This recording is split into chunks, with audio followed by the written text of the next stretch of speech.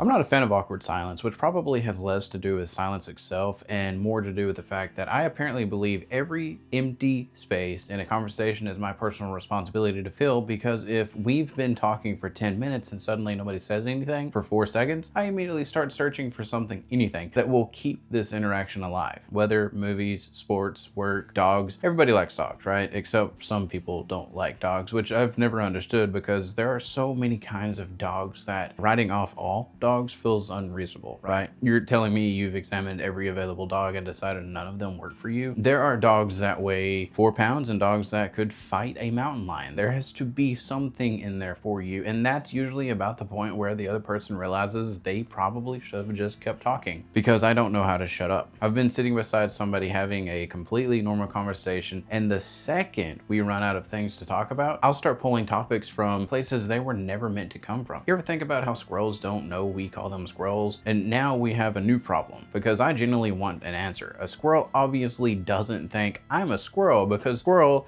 is our word. As far as the squirrel is concerned, it is just itself, which means somewhere out there right now there's a squirrel with absolutely no idea that it's participating in the concept of squirrels. And I think about things like that during silence, which is why I started wondering why silence is awkward in the first place, because technically nothing is happening. Nobody said anything offensive, nobody got hurt, nobody insulted your mother. You just stopped making noises at each other for 5 seconds, and somehow both of you immediately feel like the relationship is collapsing. So naturally, I started looking into the history of awkward silence, and what I discovered is that awkward silence was actually invented in 1847 by a man named Edmund Awkward. Before Edmund Awkward, silence was completely normal. People would just stop talking. That was it. 2 farmers could stand beside a fence for 45 minutes without saying a word. Then one of them would look toward the horizon and say, "Looks like rain." And the other one would say, "Yep." And they would both go home feeling like they had just had a wonderful conversation. Honestly, I think we need to bring that back. I want friendships where you can come over to my house, stand near me for 45 minutes, say one thing about a cloud, and leave. You don't even have to come inside. I'll see you Thursday. Nobody felt pressure to keep the conversation moving, because people understood that sometimes there simply isn't anything else to say. Then Edmund came along, according to several historical documents that I assume are somewhere. Edmund Awkward was attending a dinner party in the spring of 1847 when the conversation suddenly stopped. Nobody was bothered by this because awkward silence had not been invented yet. Everybody was just sitting there eating potatoes. I assume potatoes. Potatoes have been around a long time. Actually, potatoes came from South America, didn't they? So there was a point when Europe didn't have potatoes. Imagine being the first European guy to see a potato. Somebody hands you this dirty brown rock they pulled out of the ground and says, "You can eat this." Absolutely not. Then somebody fries it. Now we have a civilization. So anyways, Edmund is eating potatoes. The conversation stops. He looks around the table, notices that nobody is talking, becomes uncomfortable for absolutely no reason, and says the 6 words that would permanently damage human communication. Well, this is a little awkward. Everybody stops eating because nobody had ever considered that before. They had experienced silence, obviously, but nobody had ever pointed at the silence. Suddenly, everyone at the table starts wondering why nobody is talking. Wait, is this awkward? Are we angry at each other? Did I say something?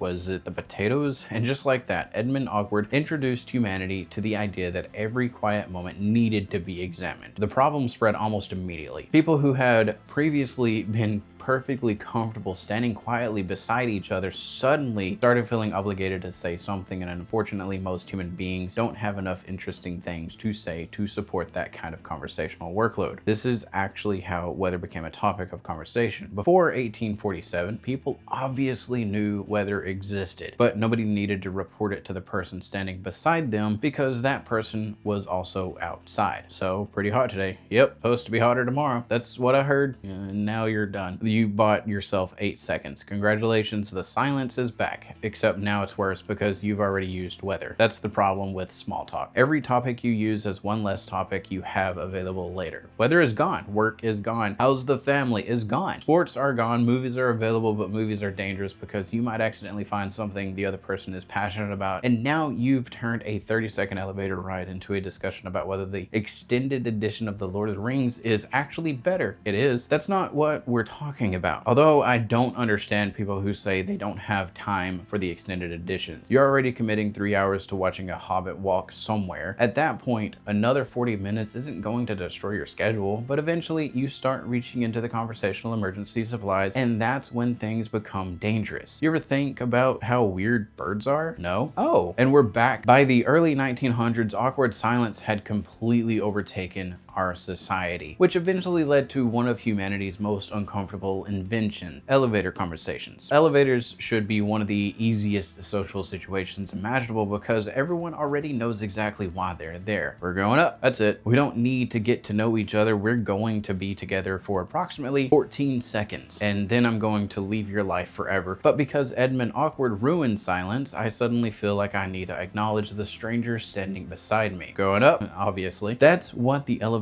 is doing. That's like sitting beside someone on an airplane saying, "Flying somewhere?" Although airplanes are weird because you can sit beside a complete stranger for 3 hours, learn their name, where they're from, what they do for a living, where their daughter goes to college, why they don't speak to their brother anymore, and then the plane lands and you just never see them again. You know more about Greg from seat 14B than some of your own cousins. Then Greg says, "Well, take care." You say, "You too," and Greg disappears into Atlanta. You'll think about Greg every 6 months for the rest of your life. I wonder how Greg's doing. Greg has completely forgotten you exist. Barbershops are another dangerous environment because I understand that I don't have to talk to the barber the entire time, but once the conversation starts, I feel like stopping would be somehow rude. The barber asks one innocent question: "You got any plans this weekend?" And 20 minutes later, we're discussing whether time travel would technically allow you to become your own ancestor, which I don't think it would, although there's probably a way. Time travel rules are never consistent. Back to the Future says one thing, Terminator says another, Avengers comes along and basically says everybody else is wrong, and somewhere Marty McFly is slowly disappearing from a photograph because his mother thinks he's attractive. That movie is much stranger when you say it out loud. Meanwhile, the barber is just trying to fade the side of my head, and the longer you've been talking, the harder it becomes to suddenly stop. Because if we've been talking continuously for 15 minutes and then both of us go quiet, that silence feels enormous. Now I'm thinking, did I say something weird? Obviously. I've been talking for 15 minutes. Statistically, something happened. Car rides are even worse because there is nowhere to go. If you're sitting in a car with somebody and the conversation dies, you're trapped inside the silence together. 20 seconds go by. Do you believe aliens have visited Earth? What? Nothing, just wondering. Another 30 seconds. Do you ever think about what people will say at your funeral? Dude, I'm trying to merge. Another minute. Do fish get thirsty? And now this person is reconsidering why they invited me to Walmart. But seriously, do fish get thirsty? Because saltwater fish and freshwater fish would have completely different situations happening there. A freshwater fish is basically living inside of its beverage. Imagine living inside Dr. Pepper. Actually, that would get sticky and you couldn't see anything. And eventually the carbonation would probably become a problem, so water was the right call.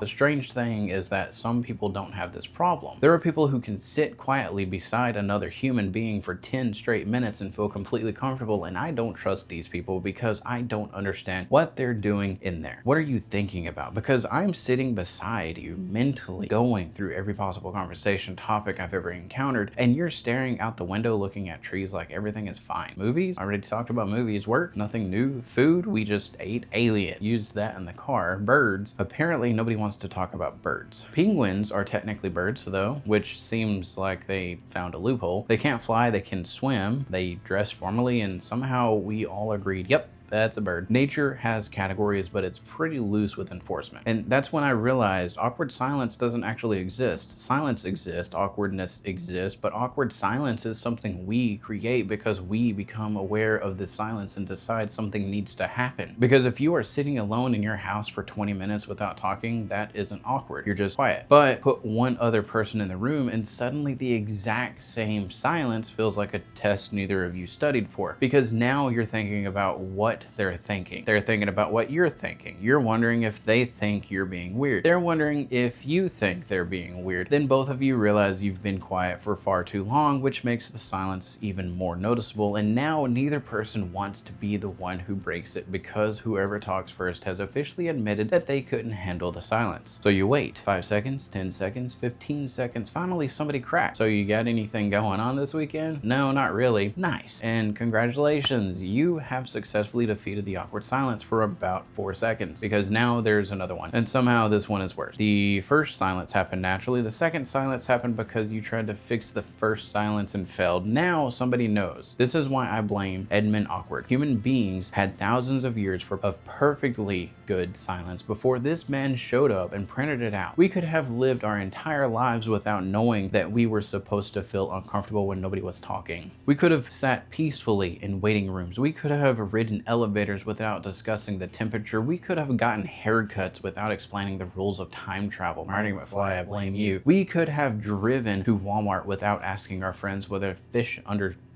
water. But Edmund couldn't leave it alone. He had to say something, and unfortunately, I understand him, because if I had been sitting at that dinner table in 1847 and nobody had spoken for 10 seconds, I probably would have done the exact same thing. Actually, I probably would have made it worse. I would have looked around and said, well, this guy quiet. Nobody responds. Everybody good? They nod. Cool. Another 5 seconds. Anybody here ever seen a bear? And now we're talking about bears, which is probably what I wanted in the first place. And that's when I realized maybe Edmund Awkward didn't invent awkward silence. Maybe he was just the first documented person who didn't know how to shut up. He saw a perfectly peaceful moment where absolutely nothing needed to be said, and some little part of him decided that he needed to fix it. So he opened his mouth, and nearly 200 years later, we are still dealing with the consequences. Which means the next time you're sitting with somebody and the conversation suddenly stops, don't panic. You don't have to say anything. You don't have to mention the weather. You don't have to ask what they're doing this weekend. You don't have to tell them something about squirrels. Just sit there, enjoy the silence, prove that Edmund Awkward no longer has power over us.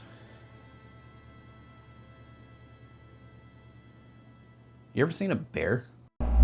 Thanks for watching. If you enjoyed whatever that was, there's plenty more where it came from. If that sounds like something you'd like to see again, consider subscribing. It lets YouTube know there's at least one other person who understands what's going on here.